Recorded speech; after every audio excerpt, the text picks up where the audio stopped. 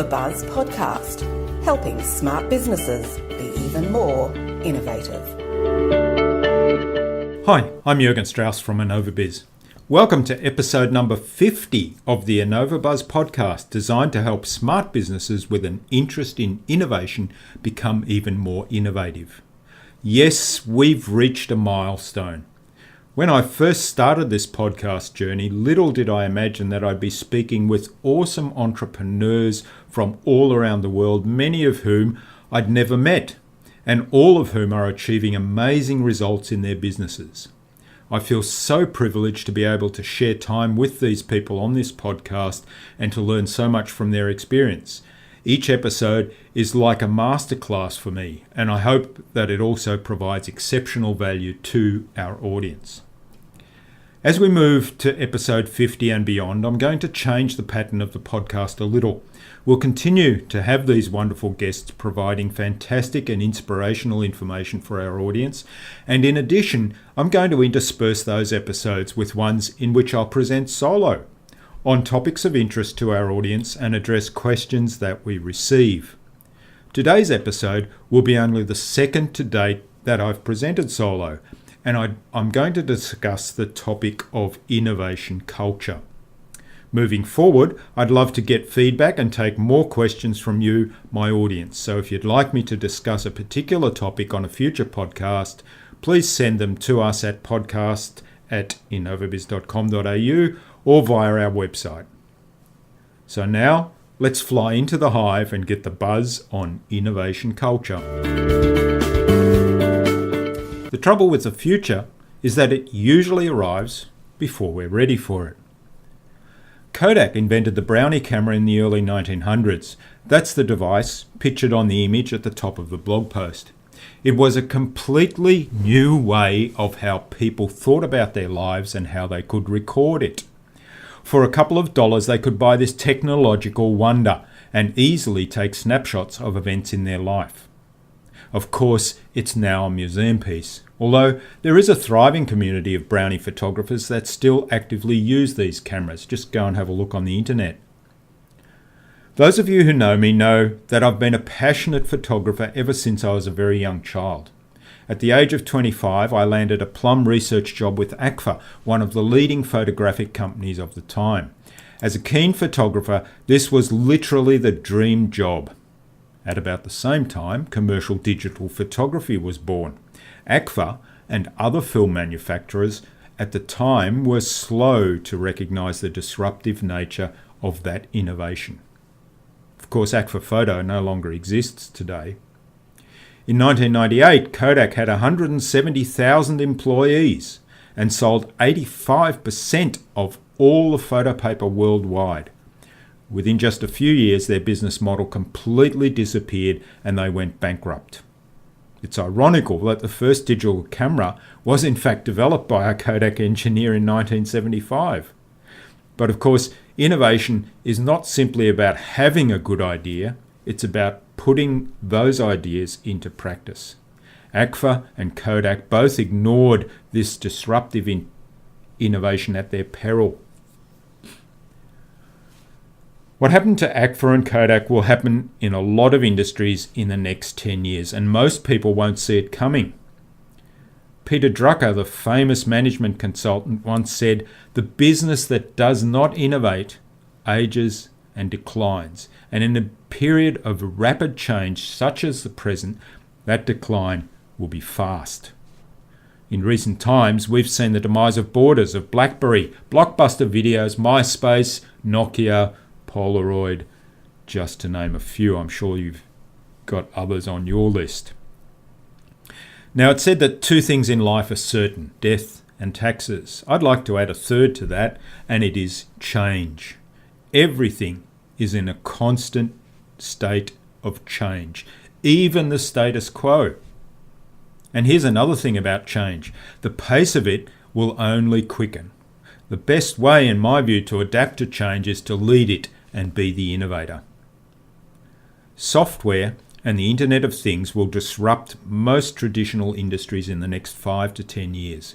Already today, the world's biggest taxi company owns no cars. The world's biggest hotel company owns no properties. The world's biggest video company produces no videos. The world's biggest content publisher produces no content. The world's most valuable photo company sells no cameras. And the world's most valuable retailer has no inventory. That's quite amazing. All these companies have completely transformed the business models in their respective industries. Now, if you're preparing for your next Trivial Pursuit evening, by the way, the answers are Uber, Airbnb, YouTube, Facebook, Instagram, and Alibaba. Hope that helps. It's highly likely that this same exponential rate of change will happen with artificial intelligence, with agriculture, with health, with autonomous and electric cars, with education, 3D printing, and with jobs, of course. Computers have become exponentially better in understanding our world. I remember watching Stanley Kubrick's 2001 with Hell, the Computer. Who remembers that? And thinking, what a fanciful scenario. Now, this year, a computer beat the best Go player in the world, fully 10 years prior to that expected. That's quite amazing. Advances in artificial intelligence and robotics will increase efficiency, improve quality, and also remove a lot of traditional jobs. Driverless cars are being road tested in cities around the world by many companies, and it is expected that they'll be available to the public within just a few short years. 3D printing is also making rapid advances. At the end of this year, the new smartphones that are about to be released are going to have 3D scanning capabilities. You can then 3D scan your feet and print your perfect shoes at home. Yes, really, that has in fact been demonstrated.